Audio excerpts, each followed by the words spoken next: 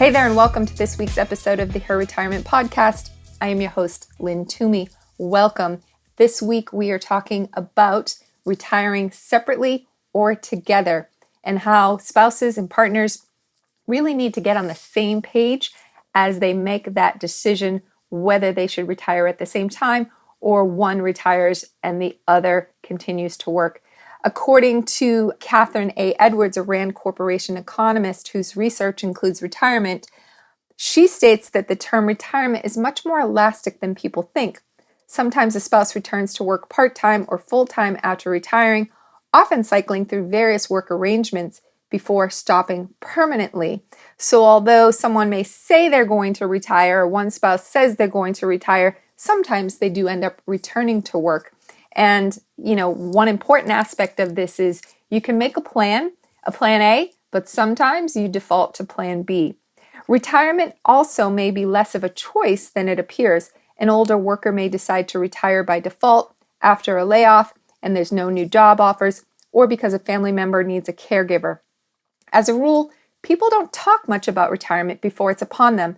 A 2018 Fidelity Investment Survey found that 43% of 1,600 people surveyed disagreed with their partner about the age to retire, although that percentage decreased the older people got, with 51% of millennials, 44% of Gen Xers, 33% of boomers disagreeing with their partner. Only 25% of same-sex couples disagreed about when to retire. And money was another bone of contention. More than half, at 54%, couldn't agree about how much they should save to maintain their current lifestyle in retirement. So there's lots of issues, lots of considerations, and this clearly points to the fact that people need to get on the same page, both mentally and financially. They need to understand what the impact is going to be financially, mentally, lifestyle-wise. And unless couples are the same age and in the same health, it usually makes more sense for one person to retire earlier. There can be both financial and relationship benefits. So let's look at some considerations for people who do end up having a staggered retirement. First off, the couple must have money dates that allow them to come together on a cohesive plan, regardless if they are retiring together or not. The plan must be integrated even if they've kept their financial lives separate to date. It's actually more than a money date, however. They need to ask themselves some tough questions on lifestyle planning as well. Like, what do they want to do in their retirement, whether it's separate or together? How do they need and want their money to work for them, presently and in retirement? Are they on track with their retirement savings and investments? Have they done any planning? And are they in agreement on most things? It's probably nearly impossible to be in agreement on everything, but it's a good goal to strive for. Let's talk about some considerations on making that decision on who of the couple should retire first. Number one, the most important question is who's happier with their job. The second question may be who's earning more. However you order these questions depends on your personal situation. Perhaps it's medically necessary for one to retire early. In that case, there's not a lot of discussion. Number two, make sure you've run complete income scenarios like portfolio stress tests to make sure your portfolio can make it in any market environment. And make sure you do cash flow projections prior to any retirement decisions, understanding your expenses and incomes and therefore your cash flow. Your plan should also include healthcare and life insurance analyses as well as estate planning. This is just to name a few components of a comprehensive retirement plan, which must be done whether you plan to retire together or separately. Number three, the spouse or partner with the highest Social Security income should probably work as long as possible to get to full retirement age, which is 66 or later depending upon your birth year, if possible. The reasoning behind this is that Social Security increases 8% a year along with a cost of living increase. This is also a great hedge against inflation. Number four, health insurance needs need to be considered as to who will cover the other spouse and can it be done if not yet eligible for Medicare. And number five, another consideration is that are there any incentives with either employer, like back pay for PTO not taken or one-time chance for severance. matching 401k contributions, etc. It's important if one retires before the other that there is that upfront agreed to plan. I can't emphasize that enough. They both need to be fully committed. On the emotional side of things, one partner could be resentful of the other who's retired. There also has to be a money agreement between them so that the one not working doesn't feel as though they don't have their own money any longer. So here's a few tips to avoid emotional distress by either partner. Number 1, have a clear plan for when the second person will retire.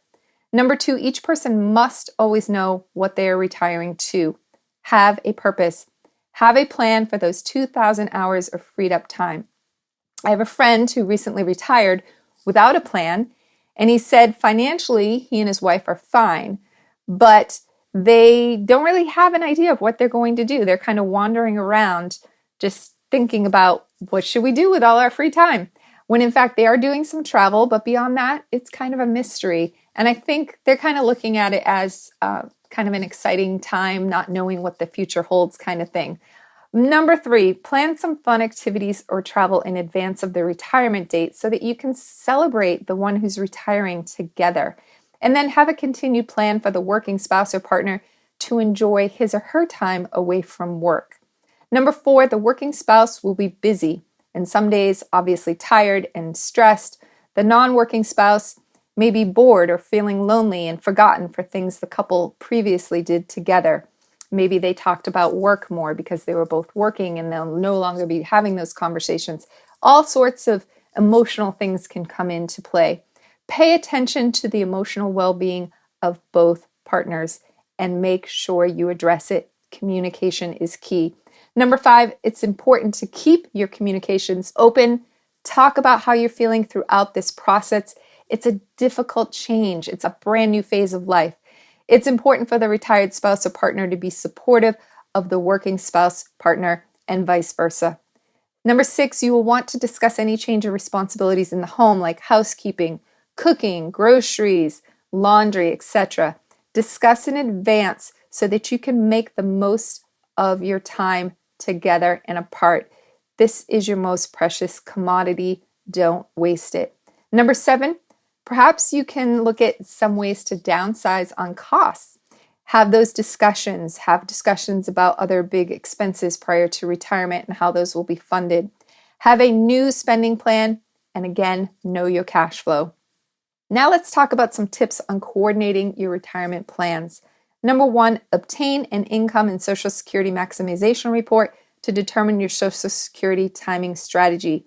Number 2, determine what your expenses will be in this hybrid scenario, i.e. one spouse working, one not. And also, you need to have projections for deciding when the working spouse can retire and what that combined drawing off of your portfolio for income purposes will look like. There'll be some key decisions if you have to turn on some income riders on some annuities or what your withdrawal plan is going to look like from your portfolio, those types of things. Number 3, if you have a pension, you need to figure out how that applies. What will the payout be? Can a life insurance policy replace the income of if life only payout is taken? Know all the parameters. Maybe the pension can be delayed for inflationary factors, or is the pension a profit sharing plan and only pays for a period of time, let's say 15 years, and there's no income after that? All of these considerations must be taken into mind and into your planning. Number 4, tax planning is a key part of any retirement plan. You need to understand what is fully taxable, what is partially taxed, capital gains versus deferred income, and then what is tax-free income. So you have these 3 buckets of taxation: fully taxable, partially taxed, and tax-free. How can you withdraw from your savings in the most tax-efficient manner, and when do these withdrawals begin? Tax planning is a huge part of your retirement planning. A portfolio can literally last 5 to 10 years longer. Understanding how to be most efficient, how to mix the payout of these 3 different buckets, and how to time the distribution from these buckets can save you a lot. Number 5, have a will and trust plan. You need to have a plan for death of one or both of the partners. Should one partner or spouse pass during this hybrid time of retirement, or once both are in retirement, what's your plan, lifestyle, and money-wise? Next, I want to cover a quick case study from Investopedia on the benefits for one spouse to retire 5 years after the other spouse. A delay of 5 years by one is a hugely positive move for many couples who are just on the edge of having enough money saved. For those who have a family history of longevity, or for those who simply need to work 5 additional years to get enough.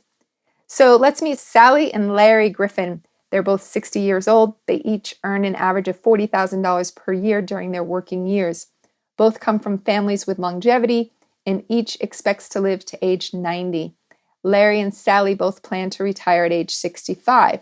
At their current rate of saving, the couple will have $300,000 of joint retirement assets by that time. When each reaches full retirement age for their birth year, which is age 67, they will be entitled to full Social Security benefits. The Griffins expect to receive just over $24,000 per year in retirement from their account, with a depletion of assets by age 90.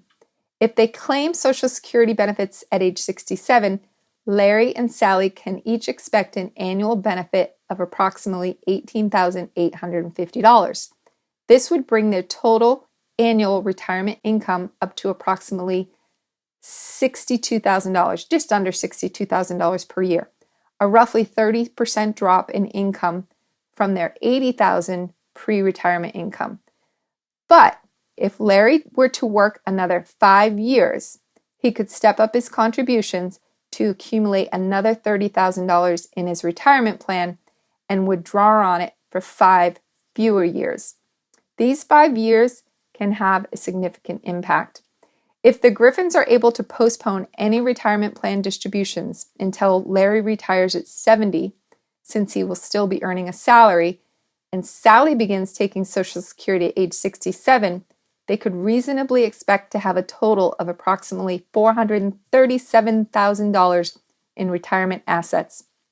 Larry will also get enhanced Social Security benefits of over $28,000 per year instead of the $18,850. If their investments continue to grow and they still deplete their assets at age 90, the total income retirement plan distributions would come to about $83,182, effectively replacing the income from their jobs until age 90. This example clearly illustrates the financial impact that just a few more years of work can have on a couple's retirement. The triple power of increased Social Security benefits, increased retirement savings, and the reduction of time over which to draw on those savings can mean the difference between a financially secure retirement and one that is marked by financial hardship. And I know for many people, another 5 years sometimes seems impossible. For those that enjoy working, enjoy their job, enjoy their employer, enjoy their own business, perhaps this is not a reach.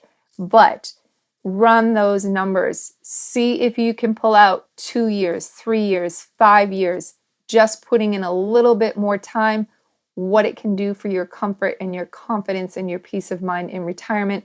That trade-off may be worth it to you, but make sure you give yourself the opportunity to make that decision, okay? There's lots of discussions and planning to be done when coordinating a, quote, hybrid retirement. I'm working, my spouse partner has retired. The hybrid situation can work and it can be very beneficial for many people. There are some gotchas, so you need to make sure you pay attention to those gotchas. Retirement represents many challenges, and especially for couples who need to make the decision when to pull the trigger. When couples have what is called an asymmetrical retirement, there's obviously many emotional and financial benefits, along with some risks that need to be considered carefully. And remember, life happens and can change the best laid plans. It's always, always important to have a plan B. So it's one thing to get people to do plan A, because I think 85% of people don't have a retirement plan. It's another thing, another hoop to jump through to get a plan B. but I want you to have a plan A and a plan B.